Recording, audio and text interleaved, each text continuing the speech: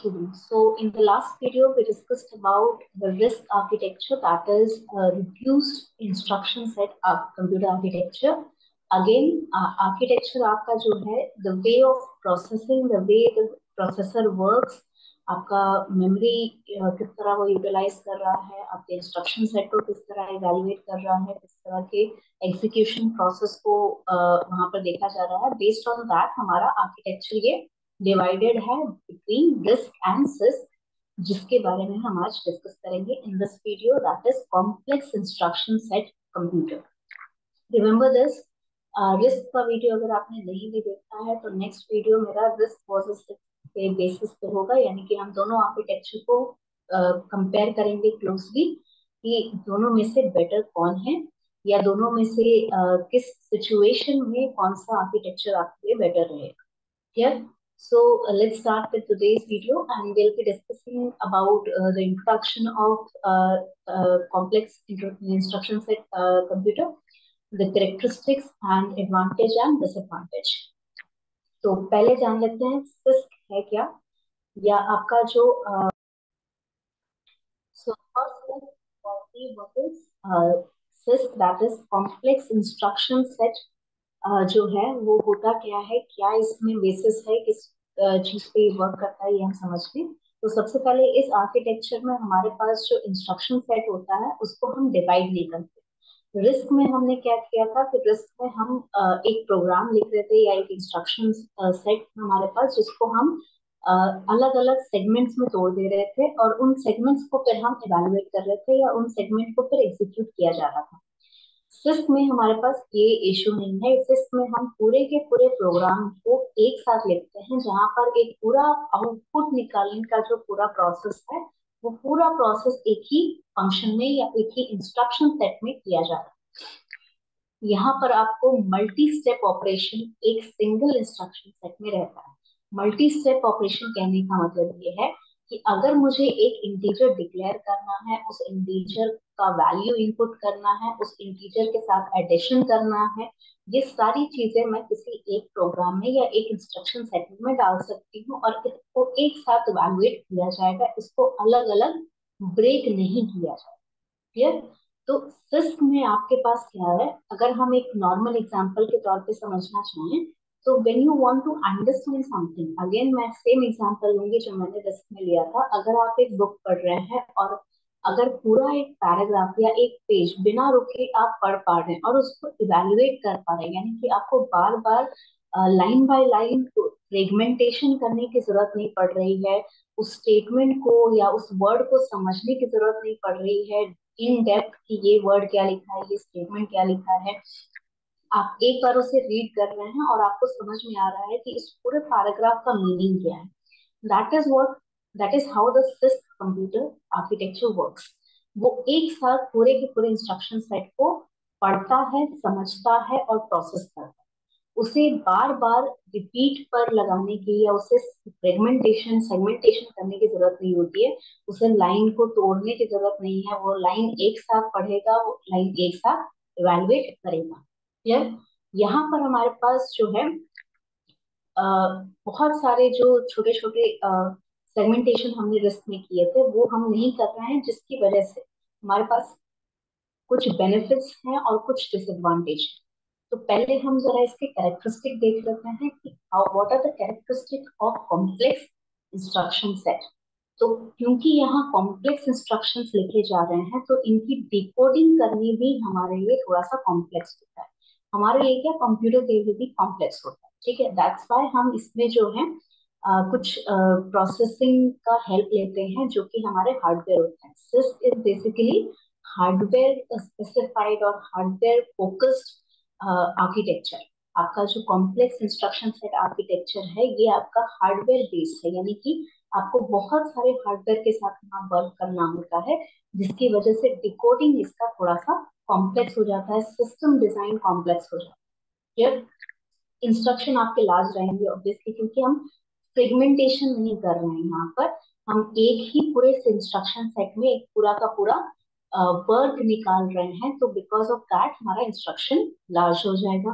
और अगर इतना लार्ज है तो जेन्युइन सी बात है कि लार्ज इंस्ट्रक्शन सेट एक सिंगल क्लॉक साइकिल में कंप्लीट नहीं होगा। ऑब्वियसली फ्रीक्वेंसी कितनी भी आप बढ़ा दे या घटा दे, it is possible that your instruction set may not be able to be executed in the single clock cycle, क्योंकि हम बहुत सारे छोटे छोटे वर्क, जिन चीजों को हमने फ्रेगमेंटेशन किया था रिस्क में, वो हम सिस्क में फ्रेगमेंटेशन नहीं कर, बिकॉज ऑफ दैट हमारे पास बहुत सारे इंस्ट्रक्शन वहां पर जो है सेट में है, यानी पूरा इंस्ट्रक्शन सेट हमारा जो है सिक्वेंशियल वहां जा रहा है और एक ही साथ इवैल्यूएट हो रहा है। तो सिंगल एग्जीक्यूशन, पूरा जो एग्जीक्यूशन है वो सिंगल साइकिल में पॉसिबल नहीं होता है।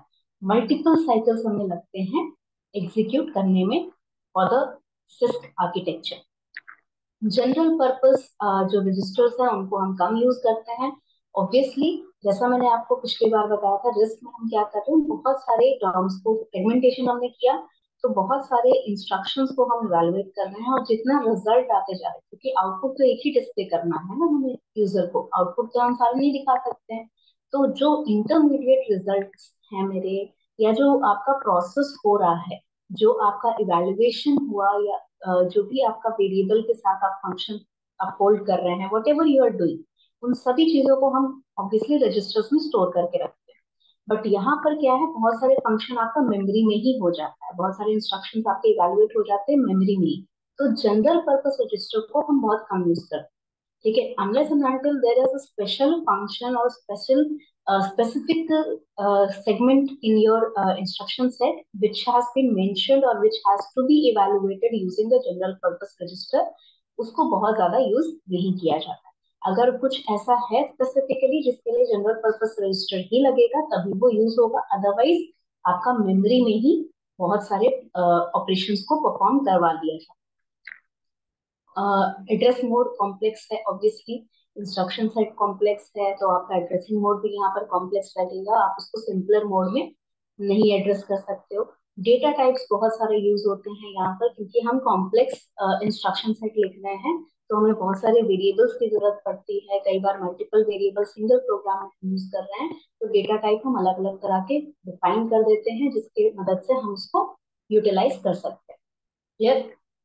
अब इसके एडवांटेज देख लेते हैं। एडवांटेज हमारे पास ये है कि यहाँ पर कोड साइज जो मेरा रिड्यूस हो जाता है, क्योंकि हम क्या कर रहे हैं, हम यहाँ पर सिंगल इंस्ट्रक्शन सेट जो है, इंस्ट्रक्शन सेट मेरे पास जो है सेगमेंटेशन में नहीं बट रहा, तो कोड मेरा जो है वन लाइनर नहीं है, कोड मेरा जो है पूरा इंस्ट्रक्शन सेट है, मतलब पूरा का पूरा एक प्रोग्राम मैंने एक साथ लिखा है, तो वो सिंगल ही प्रोग्राम कहलाएगा, वो मल्टीपल प्रोग्राम में डिवाइड नहीं होगा। बिकॉज ऑफ दैट कोड का साइज कम हो जाता है, क्योंकि हम एक ही साथ सारा फंक्शन या एक ही साथ सारा प्रोग्राम, सॉरी इंस्ट्रक्शन रन कर रहे हैं।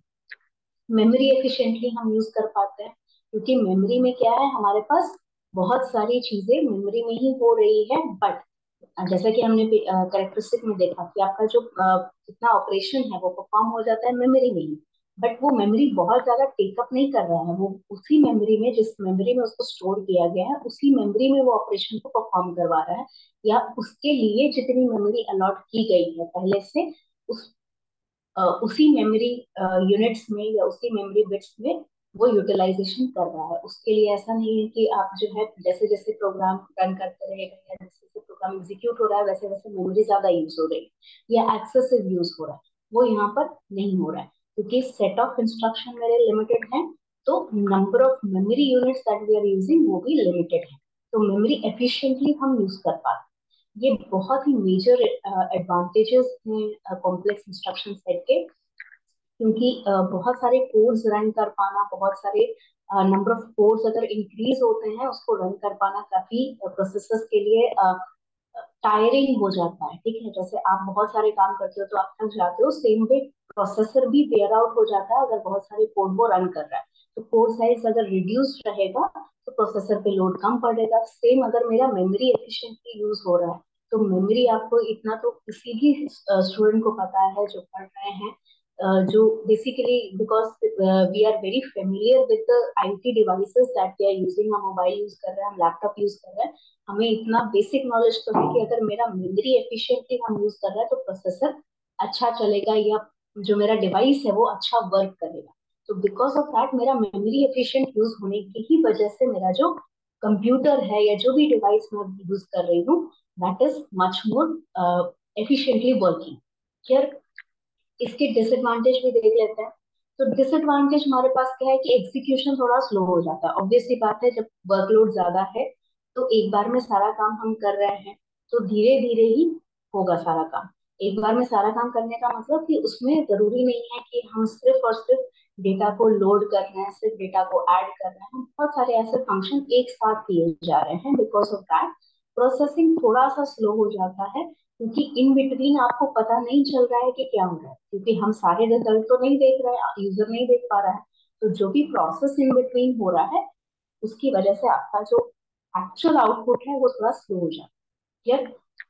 नेक्स्ट आपका कॉम्प्लेक्स डिजाइन है, ऑब्वियसली, क्योंकि मैंने जैसे बताया कि आपका जो कॉम्प्लेक्स इंस्ट्रक्शन सेट कंप्यूटर है वो हार्डवेयर बेस्ड आर्किटेक्चर है, यानी कि हार्डवेयर हम ज्यादा यूज करेंगे यहाँ पर, या हार्डवेयर के ऊपर ही डिपेंडेबल हो जाते हैं हम यहाँ पर जब हम इस आर्किटेक्चर को यूटिलाइज कर रहे होते हैं। तो हार्डवेयर पे डिपेंड होने का मतलब है कि हार्डवेयर अगर नहीं रहेगा मेरे पास तो मेरे पास कोई अल्टरनेटिव नहीं है यहाँ पर, या फिर हार्डवेयर ज्यादा यूज होगा तो डिजाइन मेरा कॉम्प्लेक्स हो जाता है। क्योंकि जितना हार्डवेयर लगेगा उसकी कनेक्टिविटी पे ध्यान देना है, उसके कम्युनिकेशन पे ध्यान देना है कि कंट्रोलर या प्रोसेसर के साथ उसका कम्युनिकेशन स्टैब्लिश करवाना है और प्रॉपर वे में स्टैब्लिश करवाना है।